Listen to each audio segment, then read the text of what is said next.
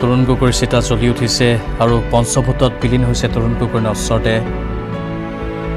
আমি ইতিমধ্যেই কৈছোঁ যে এইখিনিয়ে হৈছে জীৱনৰ বাস্তৱ সত্যৰ সময়, যি সত্যৰ সৈতে প্ৰত্যেকগৰাকী ব্যক্তিয়ে এদিন নহ'লেও এদিন মুখামুখি হ'বই লাগে। কিন্তু মৃত্যুৰ পূৰ্বলৈকে যিখিনি কাম আপুনি মই কৰি যাম সেইখিনি অজৰ অমৰ হৈ থাকিব। সেই কথাখিনিও তৰুণ গগৈৰ ক্ষেত্ৰত সম্পূৰ্ণৰূপে মিলি যায়, কাৰণ তৰুণ গগৈয়ে নিজৰ জীৱনকালত যিখিনি কাম সমাজৰ হকে কৰি গ'ল সেইখিনিয়ে সদায় মানুহে স্মৰণ কৰি থাকিব। সেয়া হৈছেও, কাৰণ বিভিন্নজনৰ আমি ভাষ্য সংগ্ৰহ কৰিছোঁ এই দিনকেইটাত, আৰু বহুজনে সেই অতীত স্মৃতিসমূহ ৰোমন্থন কৰিছে, যিখিনি স্মৃতি প্ৰত্যেকগৰাকীৰ মানুহৰ মনত মগজুত সদায় জীপাল হৈ থাকিব। তৰুণ গগৈ কি কি কাম কৰি গ'ল সেই কথাখিনি আজি বিভিন্নজনে উল্লেখ কৰিছে। ৰাজ্যৰ অৰ্থনৈতিক অৱস্থাক কেনেধৰণে পুনৰুদ্ধাৰ কৰিছিল, অৰ্থনীতিৰ বিকাশ সাধন কৰিছিল, গুপ্ত হত্যাৰ সময়ত যি বিভীষিকাময় অৱস্থাৰ সৃষ্টি হৈছিল সেই বিভীষিকা কেনেধৰণে দূৰ কৰিছিল, এই কথাসমূহ এতিয়া প্ৰতিগৰাকী মানুহৰ মুখে মুখে। লগতে ছাত্ৰ জীৱনতো তৰুণ গগৈয়ে সমাজৰ হকে বিভিন্ন কাম কৰিছিল। JP কলেজত পঢ়ি থকাৰ সময়েই হওক বা আন আন সময়ৰে হওক, সেইখিনিৰ কথাৰো স্মৰণ আজি বহুজনে কৰি আছে। আৰু প্ৰকৃত এগৰাকী যোদ্ধা আছিল তৰুণ গগৈ, যিগৰাকী যোদ্ধা অত্যন্ত বেয়া সময়তো হাঁহিমুখীয়া আছিল। হাঁহিমুখে তেওঁ প্ৰতিটো দিশ গ্ৰহণ কৰিছিল, সেয়া লাগিলে ভালেই হওক অথবা বেয়াই হওক। এয়াই হ'ল তৰুণ গগৈৰ ব্যক্তিত্ব, যি ব্যক্তিত্বৰ বাবেই আজি ইমান লোক সমবেত হৈছে। আজি গুৱাহাটীৰ প্ৰান্তে প্ৰান্তে ইমান লোকে তেওঁলৈ অন্তিম শ্ৰদ্ধাঞ্জলি জ্ঞাপন কৰিলে। যি যি স্থানত তৰুণ গগৈৰ নশ্বৰ দেহটো লৈ যোৱা হ'ল তাতেই বীৰ দি বাট নোপোৱা অৱস্থাৰ সৃষ্টি হ'ল। তাতেই সকলোৱে আহি অন্তিম শ্ৰদ্ধাঞ্জলি জ্ঞাপন কৰিলে নিজৰ প্ৰিয় নেতাজনক। অকৃত্ৰিম ভালপোৱা থাকিলেহে মানুহ এনেধৰণে গোট খায়। যদি অকৃত্ৰিম ভালপোৱা নাথাকে, ইমান সংখ্যক মানুহে হয়তো কেতিয়াও অন্তিম শ্ৰদ্ধাঞ্জলি জ্ঞাপন নকৰে। আৰু তৰুণ গগৈৰ ক্ষেত্ৰতো সেইটোৱে হৈছে। তেওঁৰ প্ৰতি অগাধ ভালপোৱা, তেওঁৰ প্ৰতি বিশ্বাসৰ বাবেই আজি এইসকল লোক আহি তেওঁৰ অন্তিম যাত্ৰাত সংগ দিছেহি, তেওঁক অন্তিম শ্ৰদ্ধাঞ্জলি জ্ঞাপন কৰিছে। এয়া পঞ্চভূতত বিলীন হৈছে তৰুণ গগৈৰ নশ্বৰ দেহ। পুত্ৰ গৌৰৱ গগৈ মুখাগ্নি কৰিলে। ৰাজ্যৰ মুখ্যমন্ত্ৰী সৰ্বানন্দ সোণোৱালে পুনৰবাৰ চিতাত জুই দিয়াৰ পাছত সেৱা জনালেগৈ। মন্ত্ৰী হিমন্ত বিশ্বই সেৱা জনালে, মন্ত্ৰী কেশৱ মহন্ত, মন্ত্ৰী অতুল বৰা, আন আন ৰাজনৈতিক নেতা সকলোৱে সেৱা জনালে। চকুলো টুকিছে এতিয়া প্ৰতিগৰাকী নেতা বা প্ৰতিগৰাকী লোকেই, কাৰণ তেওঁ কেৱল নিজৰ দলৰ মাজতে জনপ্ৰিয় নাছিল। দল সংগঠন নিৰ্বিশেষে সকলোৰে মাজত অতি জনপ্ৰিয় আৰু অতি মৰমৰ তৰুণ গগৈ আছিল।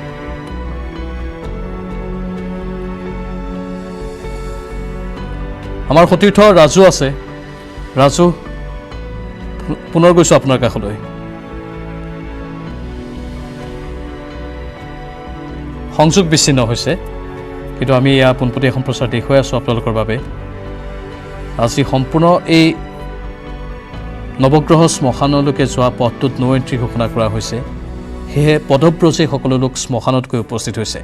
চানমাৰীৰ পৰা খোজকাঢ়ি বহু লোক তাত গৈছে, আৰু যিসকল লোক বাহিৰৰ পৰা আহিছে তেওঁলোকে চানমাৰীৰ অভিযান্ত্ৰিক খেলপথাৰৰ সেই স্থানতেই গাড়ী ৰখাইছে, আৰু তাৰ পৰা পদব্ৰজে আগবাঢ়িছে নৱগ্ৰহ শ্মশান অভিমুখে।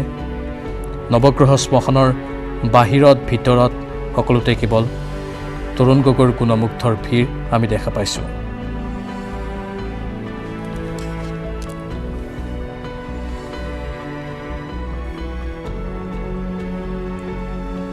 পোন্ধৰ বছৰীয়া শাসনকাল, অসমৰ 15 বছৰৰ মুখ্যমন্ত্ৰী একেৰাহে দীৰ্ঘকালৰ বাবে তেওঁ অসমৰ মুখ্যমন্ত্ৰীৰ দায়িত্ব লাভ কৰিলে, আৰু ক্ৰমাগত তৃতীয়বাৰলৈ তেওঁ মুখ্যমন্ত্ৰী হোৱাৰ সেই সময়ছোৱা আছিল অত্যন্ত গুৰুত্বপূৰ্ণ আৰু ঐতিহাসিক।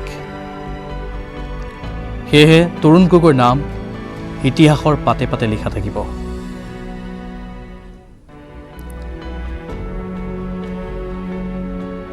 তৰুণ গগৈ এটা বিশেষ সাক্ষাৎকাৰত কৈছিল যে তেওঁৰ আয়ুস বহু দীঘলীয়া।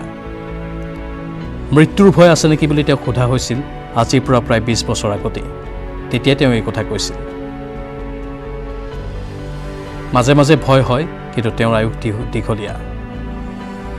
আৰু যদি কৰোণাৰ কৰাল গ্ৰাসত তৰুণ গগৈ নপৰিলহেঁতেন, তেনেহ'লে তেওঁ বহুদিন হয়তো আমাৰ মাজত থাকিল হয়।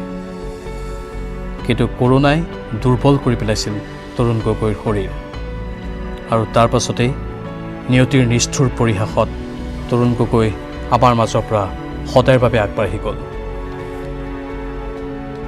এয়া তৰুণ গগৈৰ চিৰ বিদায়ৰ ক্ষণৰ আমি পোনপটীয়া সম্প্ৰচাৰ আপোনালোকৰ বাবে আগবঢ়াই আছোঁ। চিতা জ্বলি উঠিছে তৰুণ গগৈৰ।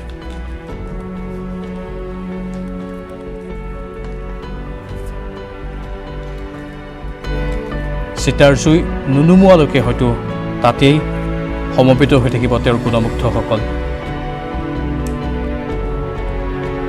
অসমৰ দীৰ্ঘকালৰ মুখ্যমন্ত্ৰীগৰাকীৰ এয়া চিৰ বিদায়ৰ ক্ষণ। একেৰাহে 15 বছৰ অসমৰ মুখ্যমন্ত্ৰী আছিল তৰুণ গগৈ। অসমত ক্ৰমাগত 3টা কাৰ্যকালৰ তেওঁৱেই হ'ল প্ৰথম মুখ্যমন্ত্ৰী।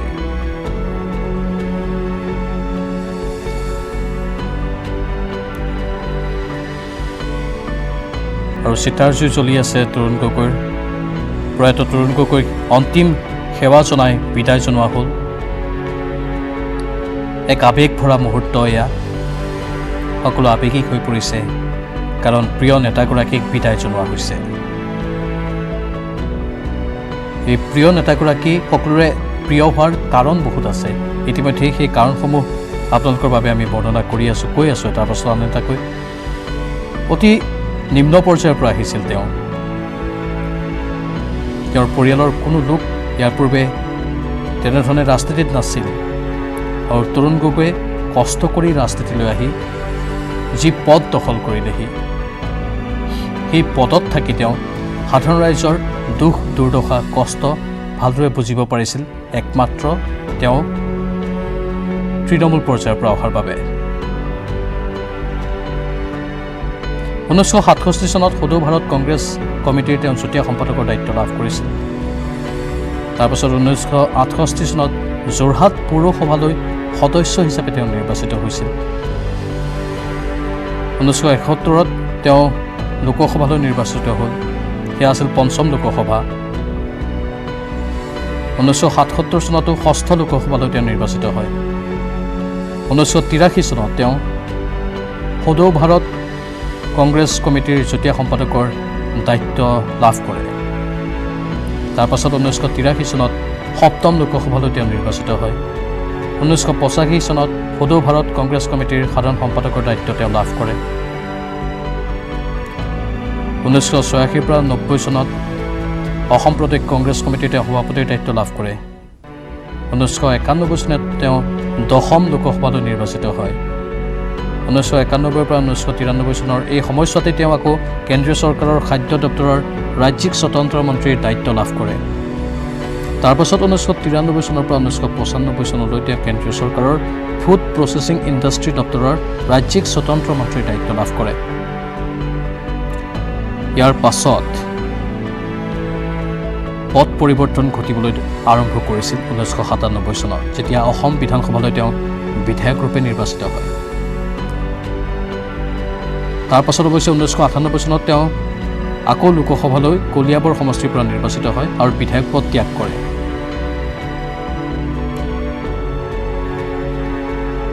1998-99 সেই সময়ছোৱাত তেওঁ কমিটি অফ গভৰ্ণমেণ্ট এছুৰেঞ্চৰ সদস্য দায়িত্ব লাভ কৰিছিল আৰু অৱশেষত 18 মে 2001 চনত তেওঁ অসমৰ মুখ্যমন্ত্ৰীৰূপে দায়িত্বভাৰ গ্ৰহণ কৰে। সেই সময়খিনি আছিল অত্যন্ত গুৰুত্বপূৰ্ণ, কাৰণ তেতিয়ালৈকে তৰুণ গগৈক অসমৰ জনসাধাৰণে যি ধৰণে চিনি পাব লাগিছিল পোৱা নাছিল।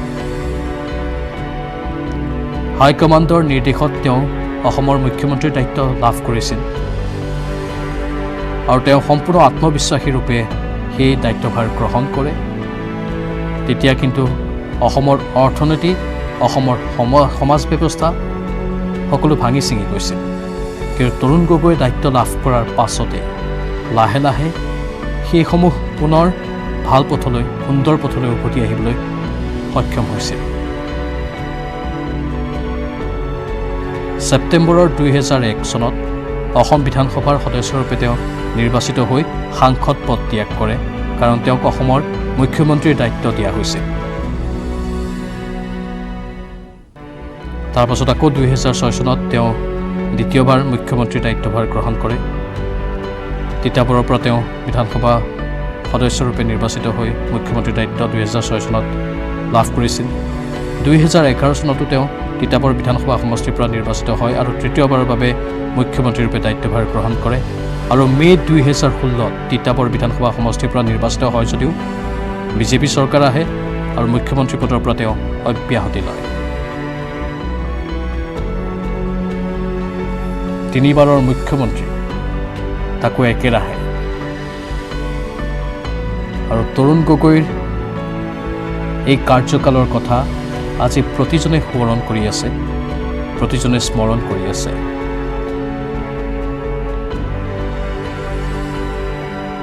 তৃণমূল পৰ্যায়ৰ পৰা অহা এগৰাকী নেতা কেন্দ্ৰীয় মন্ত্ৰী হ'লগৈ, লগতে অসমৰ মুখ্যমন্ত্ৰীৰ দৰে পদ তেওঁ অলংকৃত কৰিলে। তাতকৈ আৰু গৌৰৱ কি থাকিব পাৰে?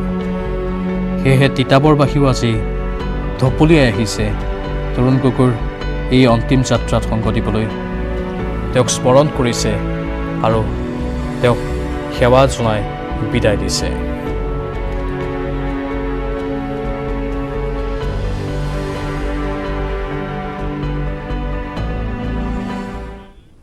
পৰৱৰ্তী বাতৰি। ৰাষ্ট্ৰীয় দুগ্ধ দিৱস উপলক্ষে milkmen of India doctor Verghese কুৰিয়েনক আমি কৃতজ্ঞতা জনাইছোঁ। ৰাষ্ট্ৰীয় দুগ্ধ দিৱসৰ সৈতে সংগতি ৰাখি দেশৰ বিভিন্ন ঠাইত আমুলৰ খাদ্য সামগ্ৰীৰে চেফসকলে খাদ্য প্ৰস্তুত কৰি আছে। কৰ্ণাটকৰ লাখবীৰ চাহালে বিয়লি 4 বজাৰ পৰা হলিছ আবাটো বনাব। আৰু আপোনালোকে www.facebook.com/amul এই লিংকত লগ অন কৰি এতিয়াৰে পৰা চাব পাৰিব কেনেকৈ এই ৰেচিপি বনাই থকা হৈছে।